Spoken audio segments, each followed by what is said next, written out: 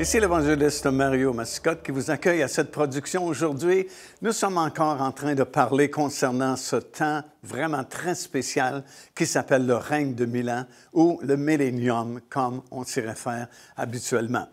Durant cette période vraiment spéciale, ce sera le repos pour la planète Terre et le repos également pour tous les rachetés de l'Éternel de toutes les générations qui seront à ce moment-là ressuscités et nous co-régnerons avec le Seigneur Jésus-Christ dans un monde nouveau vraiment qui sera libéré de la condamnation qui est tombée sur cette terre à la suite de la désobéissance de nos premiers parents. À nouveau, il y aura la paix, il y aura la joie, la prospérité et la santé pour tous les habitants de la planète. Il y a de nombreuses promesses, comme nous l'avons constaté, qui ont été faites par Dieu concernant Abraham, concernant les descendants d'Abraham, Israël, David tout particulièrement, et bien sûr, surtout l'Église du Seigneur Jésus-Christ. Et nous sommes en train de voir les promesses qui ont été faites à Abraham et à ses descendants, tout particulièrement la promesse du territoire que Dieu voulait leur donner. Et aujourd'hui, nous voulons commencer à voir les promesses qui ont été faites pour Israël également et les promesses qui ont été faites pour l'Église du Seigneur Jésus-Christ. Concernant Israël, nous lisons par exemple dans le livre du prophète Osée, dans le 3e chapitre, à compter du verset 4, ces paroles-ci. « Car les enfants d'Israël resteront longtemps sans roi, sans chef, sans sacrifice, sans statut, sans éphod et sans téraphim. Après cela, les enfants d'Israël reviendront et chercheront l'Éternel, leur Dieu, et David, leur roi, et ils tressailleront à la vue de l'Éternel, de sa bonté dans la suite des temps. » Alors déjà ici, il y a une promesse concernant la restauration d'Israël dans les derniers jours. On sait que depuis très longtemps, Israël a vécu la diaspora ou la dispersion parmi les nations du monde. Mais en 1948, ils sont revenus et établi le pays d'Israël. En 1967, ils ont regagné toute la ville de Jérusalem par gain de guerre, la guerre des 6 jours, comme on l'a appelé à cette époque-là. Mais il y a encore beaucoup de restauration à venir et cette parole du prophète Osée fait partie de ces promesses qui ne sont pas encore complètement accomplies, mais elles le seront en ce temps-là, lorsque nous arriverons à cette période-là du règne de 1000 ans, du millénium. Jérémie, le chapitre 30 et au verset 8, dit ceci, « En ce jour-là », et encore une fois, comme j'ai mentionné, cette expression signifie toujours le règne de 1000 ans, le millénium. « En ce jour-là, dit l'Éternel des armées, je briserai son joug de dessus ton cou. Je romprai tes liens et des étrangers ne t'assujettiront plus. Ils serviront l'Éternel, leur Dieu, et David, leur roi, que je vais leur susciter. » Dans le livre du prophète Ésaïe également, et Ésaïe est un des prophètes qui a le plus prophétisé concernant cette époque-là, ce temps-là, le temps du règne de 1000 ans, du millénium. Nombreuses prophéties qui ont été données par Ésaïe. Et ici, dans le chapitre 61, des versets 7 à 9, il va dire ceci, « Au lieu de votre opprobre, et bien sûr, il parle à Israël, vous aurez une double portion. Au lieu de l'ignominie, vous serez joyeux et dans leur part. Ils posséderont ainsi le double dans leur pays, et leur joie sera éternelle. » Dans Ézéchiel, le chapitre 37, des versets 24 jusqu'à 28, encore de nouvelles promesses concernant le futur d'Israël. « Mon serviteur David sera leur roi, et ils auront tous un seul pasteur. Ils suivront mes ordonnances. Ils obéiront mes lois et les mettront en pratique. Ils habiteront le pays que j'ai donné à mon serviteur Jacob et comptent habiter vos pères. Ils y habitèrent eux et leurs enfants, et les enfants de leurs enfants à perpétuité, et mon serviteur David sera leur prince pour toujours. Je traiterai avec eux une alliance de paix, et il y aura une alliance éternelle avec eux. Je les établirai, je les multiplierai, et je placerai mon sanctuaire au milieu d'eux pour toujours. Ma demeure sera parmi eux, je serai leur Dieu, et ils seront mon peuple, et les nations sauront que je suis l'Éternel qui sanctifie Israël lorsque mon sanctuaire sera pour toujours au milieu d'eux. Et il continue dans le chapitre 34 et au verset 27 en disant, « Mes brebis seront en sécurité dans leur pays, et elles sauront que je suis l'Éternel quand je briserai les liens de leur joug et que je les délivrerai de la main de ceux qui les asservissaient. Elles ne seront plus au pillage des nations, les bêtes de la terre ne les dévoreront plus, ils habiteront en sécurité et il n'y aura personne pour les troubler. » Alors, ce sont de promesses réelles et des promesses incontournables. Comme nous venons de lire, ce sont des alliances éternelles, ce sont des promesses éternelles et elles s'accompliront sûrement parce que c'est la parole du Seigneur. Puis, le même prophète Ézéchiel, vous savez, à partir du chapitre 40 jusqu'à la fin du livre, le chapitre 48, ce sont des paroles concernant ce temps-là, où Ézéchiel, le prophète, nous explique comment le gouvernement de Christ sera établi sur le sommet de la montagne de Sion, comment un nouveau temple sera construit surnaturellement par le Seigneur Jésus-Christ, comment la ville de Jérusalem sera restaurée, et surtout, à la fin du 48e chapitre, il nous explique la distribution du nouveau pays d'Israël parmi les 12 tribus. Et il va nommer chacune des tribus et leur emplacement dans la distribution des terres durant la période du millénium. Alors, ce sont des promesses éternelles qui ne peuvent être brisées parce que Dieu non seulement les a prononcées, mais il a juré que ça s'accomplirait.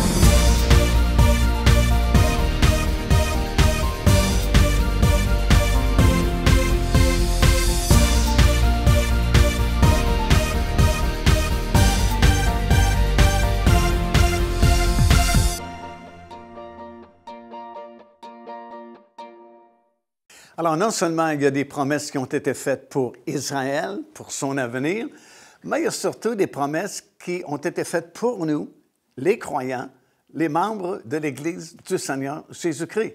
Et ce sont des promesses formidables et plus nous les connaissons, plus c'est encourageant et ça nous encourage à persévérer dans le Seigneur, de ne pas abandonner notre marche avec lui, parce qu'il y a tellement de choses extraordinaires qui nous ont été promises et qui sûrement s'accompliront bientôt. Raison principale pour laquelle ces promesses-là nous appartiennent, c'est que nous sommes, nous aussi, la descendance d'Abraham. Nous sommes la descendance spirituelle d'Abraham, à qui les promesses au tout début ont été faites. Nous lisons effectivement dans l'Épître de Paul aux Galates, c'est dans le 3e chapitre et au verset 16, ces paroles. Ça dit « Or, les promesses ont été faites à Abraham et à sa postérité. » Il n'est pas dit « aux postérités » au pluriel, comme s'il s'agissait justement de plusieurs postérités, mais en tant qu'il s'agit d'une seule et à ta postérité, c'est-à-dire à Jésus-Christ. Donc, les promesses ont été faites à Abraham et à sa postérité, Jésus-Christ. Et au verset 29 de ce même chapitre, il est écrit « Et si vous êtes à Christ, vous êtes donc la postérité d'Abraham, héritier selon les promesses. » Alors, si vous avez accepté un jour le Seigneur Jésus-Christ comme votre Seigneur et votre Sauveur, vous êtes descendant d'Abraham, descendant spirituel d'Abraham, et les promesses vous appartiennent. Vous êtes héritier de toutes les promesses de Dieu qui ont été faites au travers d'Abraham, à sa descendance, parce que vous êtes la descendance spirituelle d'Abraham. Quand le Seigneur a établi son alliance avec Abraham, et lui a promis qu'il deviendrait père d'une grande nation. Et cette nation-là a été représentée par les étoiles dans le ciel et les grains de sable sur le bord de la mer. Alors, il y a une postérité terrestre et il y a une postérité céleste. Et nous sommes la postérité spirituelle si nous avons accepté le Seigneur Jésus-Christ, parce que la promesse a été faite à Christ. Et si nous sommes en Jésus-Christ, bien, la promesse nous appartient, elle est à nous. Verset 29 le dit carrément.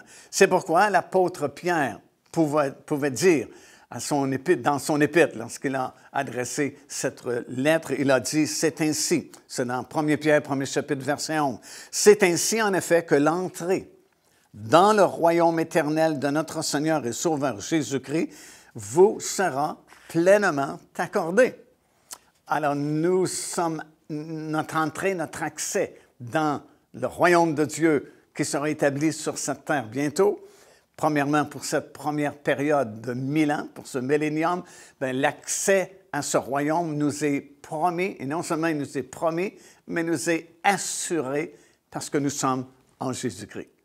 Alors, nous n'entrerons pas dans ce royaume ou ce gouvernement de Christ qui va s'établir bientôt sur la planète par nos mérites, parce que nous sommes de bonnes personnes, mais simplement parce que nous avons accepté le Seigneur Jésus-Christ. Et à ce moment-là, vous savez, vous avez été placés en lui.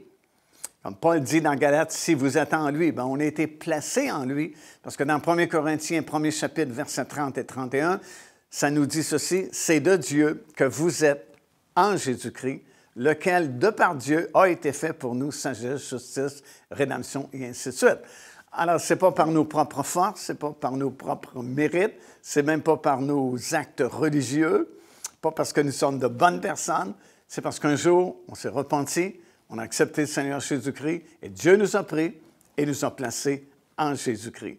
Étant placés en Jésus-Christ, nous sommes la postérité d'Abraham et nous avons droit à toutes ces promesses-là et à cet héritage-là. Vous savez, en grande partie, l'Évangile que nous avons entendu prêcher surtout, c'est « Repens-toi, accepte le Seigneur, et puis tu iras au ciel un jour ». Mais l'Évangile, ou la bonne nouvelle, c'est beaucoup plus que cela. Et ce que Jésus prêchait, ce que les apôtres prêchaient, tel que nous le lisons dans la parole du Seigneur, c'est la bonne nouvelle, oui, mais la bonne nouvelle du royaume de Dieu. Dans Matthieu, chapitre 4, verset 23, écoutez ce que Jésus prêchait. Ça dit, Jésus parcourait dans toute la Galilée, enseignant dans les synagogues, prêchant la bonne nouvelle du royaume et guérissant toute maladie et toute infirmité parmi le peuple. Regardez ce que Philippe, l'évangéliste, prêchait. Actes des Apôtres, chapitre 8, verset 12. « Mais quand ils eurent cru à Philippe qui leur annonçait la bonne nouvelle du royaume et de Dieu au nom du Seigneur Jésus-Christ, hommes et femmes se firent baptiser. » Écoutez ce que Paul prêchait. Actes des Apôtres, chapitre 20, verset 25. « Et maintenant, voici, je sais que vous ne verrez plus mon visage, vous tous au milieu desquels j'ai passé, en prêchant quoi? Le royaume de Dieu. » Actes des Apôtres, chapitre 28, verset 30. Paul demeura 2 ans entiers dans une maison qu'il avait louée. Il recevait tous ceux qui venaient le voir, prêchant quoi? Le royaume de Dieu et enseignant ce qui concerne le Seigneur Jésus-Christ en toute liberté et sans obstacle. Alors, la bonne nouvelle, oui, mais c'est la bonne nouvelle du royaume du Seigneur Jésus-Christ. Il y a des promesses qui sont faites pour nous et les promesses sont faites à l'Église du Seigneur Jésus-Christ, à tout croyant. Et un jour, nous régnerons avec lui. Un peu plus tard, au cours de cette série d'enseignements, je vais vous lister partiellement les bénédictions et les promesses qui ont été faites pour nous, qui est l'Église du Seigneur Jésus-Christ. Mais par ces quelques versets que nous venons de lire, nous apprenons que le véritable message de l'Évangile, ce n'est pas seulement « repens-toi et tu iras au ciel », mais c'est la bonne nouvelle du royaume de Dieu. Il y a un royaume qui sera établi à ce moment-là et nous ferons partie de ce royaume-là, tout comme nous faisons partie, spirituellement parlant, du royaume de Dieu dès maintenant.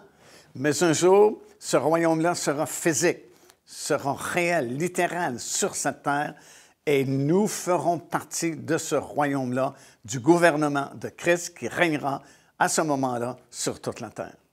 Ici l'évangéliste Mario Massicotte qui vous invite à vous inscrire à notre lettre de nouvelles électronique. Et pour ce faire, il suffit de visiter notre site web au www.paindevie.org et tout en haut à la droite de votre écran, vous allez voir cet onglet sur lequel vous cliquez et vous vous inscrivez tout simplement. Ça vous permettra de recevoir des nouvelles du ministère de Pain de Vie et en même temps recevoir le bon enseignement de la parole de Dieu. Faites-le donc aujourd'hui même. Alors nous réalisons que le royaume de Dieu s'établira sur la terre à ce moment-là. Ce sera l'ouverture de ce que nous appelons le règne de 1000 ans ou le millénium. Jésus-Christ sera le roi de toute la terre et ces nombreuses promesses qui ont été faites, autant à Abraham qu'à sa descendance, qu'à Israël, qu'à l'Église du Seigneur Jésus-Christ, qu'à Jésus-Christ lui-même, bien pourront s'accomplir tout au long de cette grande période.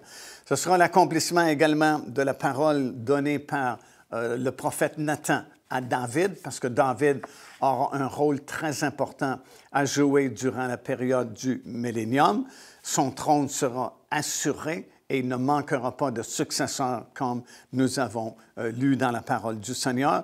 Mais les plus grandes promesses sont réservées à l'Église du Seigneur Jésus-Christ, qui à ce moment-là ne sera plus identifié par ce mot-là, Église. Parce que l'Église, vous savez, dès l'instant où la trompette va sonner, le mot Église n'apparaît plus dans votre Bible. Parce que l'Église, sa mission sera terminée à ce moment-là. Son œuvre aura été accomplie. On n'aura plus besoin d'Église. Pourquoi est-ce qu'on a besoin d'Église présentement? Bien, parce que nous sommes dans un monde ennemi de la croix. On est dans un monde rebelle contre Dieu et nous avons besoin d'être fortifiés, nous avons besoin de fraternité. Ce n'est pas pour rien que Dieu nous demande de ne pas négliger nos réunions, notre assemblée les uns avec les autres. Puis il y a différentes raisons pour lesquelles Dieu a fait les choses comme il les a faites. Mais on a besoin de ces choses-là. On a besoin de fraternité, on a besoin d'enseignement. Parce que lorsqu'on accepte le Seigneur Jésus-Christ, nous naissons de nouveau. Nous sommes comme des bébés spirituels et nous devons tout apprendre des choses du royaume de Dieu. Et nous avons besoin pour cela des ministères que Dieu a donnés à son Église. Les apôtres, prophètes, évangélistes, pasteurs, docteurs, enseignants de la parole, pour nous nourrir et nous faire grandir afin que nous devenions fermes dans le Seigneur et inébranlables déjà dans notre marche ici-bas avec le Seigneur Jésus-Christ. Mais lorsque la trompette sonne, l'Église, on n'a plus besoin d'être fortifiés. Nous serons forts plus que vainqueurs à ce moment-là parce qu'il n'y a plus de lutte, il n'y a plus de combat. Nous connaîtrons, la Bible dit, comme nous avons été connus. Alors, je n'ai plus besoin de pasteur pour m'enseigner la parole de Dieu. Nous connaîtrons comme nous avons été connus.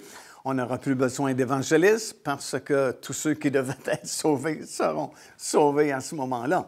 Donc, dans le règne qui suivra, le règne de 1000 ans, il n'y aura plus d'Église. Il n'y aura plus d'assemblée comme nous avons présentement. Ce sera le gouvernement de Christ, le royaume de Dieu qui sera établi sur la planète et ce sera un monde nouveau.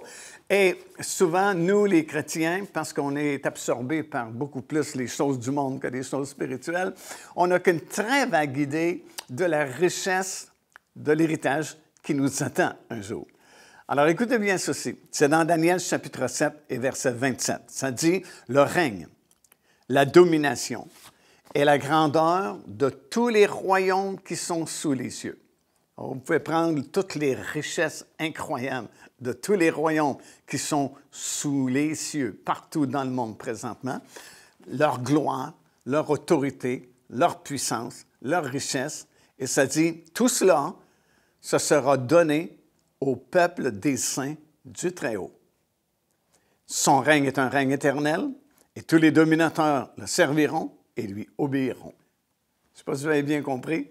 Ça dit, toute la richesse, la gloire, la splendeur, autrement dit, tout ce qui brille dans le monde présentement, tout ce qui a de l'éclat dans le monde, toute la splendeur des richesses, des royaumes, de tous les royaumes, sous les cieux, la Bible dit, dans tous les nuages, seront données, toutes ces choses-là seront données au peuple des saints du Très-Haut. Ça, c'est vous et moi.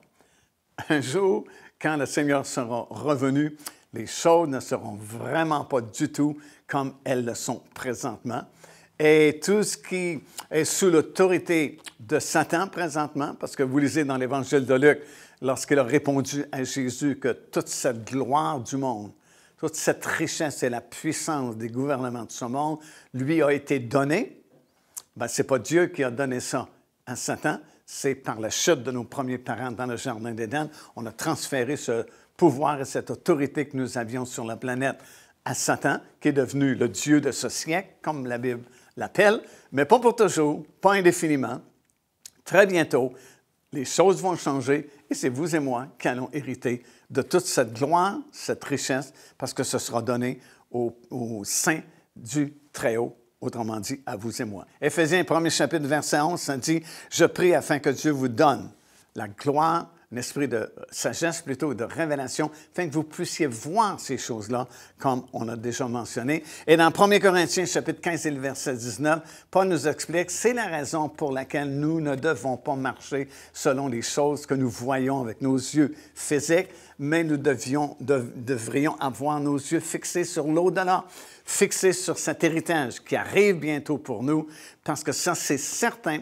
C'est sûr que ça va se produire parce que c'est Dieu qui l'a promis. Procurez-vous cet enseignement disponible dès maintenant sur notre site web au www.paindevie.org. En visitant notre boutique web, vous pourrez commander ou même télécharger les enseignements. Vous trouverez aussi plusieurs autres produits contenant des centaines de sujets pour votre édification. Alors peut-être vous pouvez vous imaginer la gloire, la splendeur et tout ce qui est merveilleux, tout ce qui est glorieux sera mis à votre disposition si vous restez fidèle jusqu'à la fin. Vous faites partie de l'Église du Seigneur Jésus-Christ. Et ça, ce sont des promesses qui vous ont été faites par Dieu lui-même. Et Dieu n'a jamais manqué à ses promesses. L'apôtre Paul, d'ailleurs, va dire aux Corinthiens, en ce qui concerne toutes les promesses de Dieu, bien, c'est oui et amen en Jésus-Christ, parce que si Dieu l'a prononcé, si Dieu l'a promis, il va l'accomplir parce que ce que sa bouche déclare, son bras est assez puissant pour l'accomplir. Alors imaginez-vous à ce moment-là, Seigneur Jésus-Christ qui est revenu, il est couronné parce qu'il va avoir une cérémonie du couronnement du Seigneur Jésus-Christ à titre de roi des rois sur le sommet de la montagne de Sion, cérémonie auquel nous allons assister et dont vous avez une prévue dans Daniel chapitre 7, où on vous montre comment Dieu le Père lui-même va couronner son Fils, roi des rois et Seigneur des seigneurs. Non seulement cela, mais David sera ressuscité également et sera prince sur les 12 tribus d'Israël. Les 12 apôtres jugeront les 12 tribus d'Israël comme récompense. Le sacerdoce sera rétabli, un temple sera reconstruit pour la longue durée du millénium. Et c'est vraiment un monde nouveau à ce moment-là, de nouvelles réglementations, parce que ça va être désormais la loi du royaume. Et puis, dans le contexte de cette étude que nous avons entreprise, nous n'avons pas le temps d'expliquer vraiment le rituel du tabernacle. Ça sera fait un peu plus tard dans d'autres enseignements que nous donnerons, mais qu'il soit suffisant de dire qu'il y aura tout un nouveau protocole, un nouveau service qui sera fait au nouveau temple à Jérusalem, qui ressemble un peu à la loi de Moïse, mais qui n'est plus sous la loi de Moïse non plus. C'est plutôt la loi du royaume de Dieu qui sera en force et en vigueur à ce moment-là. Et il y aura tout un organigramme qui sera mis en place pour le bon fonctionnement de toutes ces nombreuses activités qui auront lieu, qui se dérouleront durant ce règne de 1000 ans, parce que les villes seront reconstruites. Il y a même des autoroutes qui seront construites. La Bible parle que certains enfants de Dieu régneront sur 10 villes, d'autres 5 villes, et ainsi de suite. Dans Isaïe, ça parle de certaines autoroutes qui partiront de l'Égypte, traverseront Israël pour se rendre jusqu'en Assyrie, au nord d'Israël. C'est tout un monde nouveau. Et il y aura, bien sûr, s'il y a un gouvernement, il y aura un organigramme pour qu'il y ait de l'ordre durant cette longue période de 1000 ans. Et l'organigramme ira comme ceci. À la tête, bien sûr, du gouvernement, c'est le Seigneur Jésus-Christ qui régnera sur toute la terre, comme nous avons vu. Bien sûr, si on parle d'un roi qui régnera sur toute la terre, il est logique de penser qu'il va avoir une reine avec le roi et il régnera avec sa reine, qui sera son épouse, la glorieuse épouse du Seigneur Jésus-Christ. D'ailleurs, dans le psaume 45, le verset 10, je vous encourage vraiment à méditer ces quelques versets-là dans le psaume 45 parce que ça parle justement au sujet de la reine. Ça décrit la cérémonie du mariage de la reine dans des palais d'ivoire. Et puis, c'est vraiment extraordinaire. Vous voyez même comment elle est revêtue, comment elle sera vêtue pour cette grande cérémonie-là. Et elle co-régnera avec Christ à titre de reine. Troisièmement, il y aura bien sûr les 12 apôtres qui régneront sur les 12 tribus, qui jugeront plutôt les 12 tribus. David, lui, régnera sur les 12 tribus d'Israël. Les 12 apôtres, comme j'ai mentionné, vont plutôt comme administrer les choses quotidiennes des 12 tribus d'Israël, parce que les 12 tribus seront là, en puissance, en force. Leur territoire existera tel qu'il est décrit dans Ézéchiel, le chapitre 48. Ensuite viendront les autres rachetés qui ne font pas partie du groupe qu'on appelle la reine ou l'épouse de Christ. Vous savez, on a beaucoup enseigné concernant les prémices et le reste de la moisson. Les prémices, c'est ce qui forme l'Église, l'épouse plutôt du Seigneur Jésus-Christ, et ce qu'on appelle la reine, qui co-régnera avec le roi. Les autres rachetés serviront l'Éternel. Il y a les nations qui auront été jugées dignes, qui auront survécu aux 7 années de tribulation et qui auront été jugées dignes au jugement des nations de participer à titre de nation dans leur corps physique au règne de 1000 ans. Bien, ces nations-là existeront tout au long de cette longue période. Et finalement, les anges continueront leur service. Les anges, présentement, tels que nous le lisons dans l'Épître aux Hébreux, sont au service de ceux qui ont été appelés au salut. Bien, les anges, toute la hiérarchie angélique, continuera son service envers les rachetés de l'Éternel et assisteront le gouvernement central du Seigneur Jésus-Christ depuis le sommet de la nouvelle montagne de Sion qui sera établi à ce moment-là. Sur ce sommet-là aura été établi le 4e temple et la ville de Jérusalem qui aura été restaurée.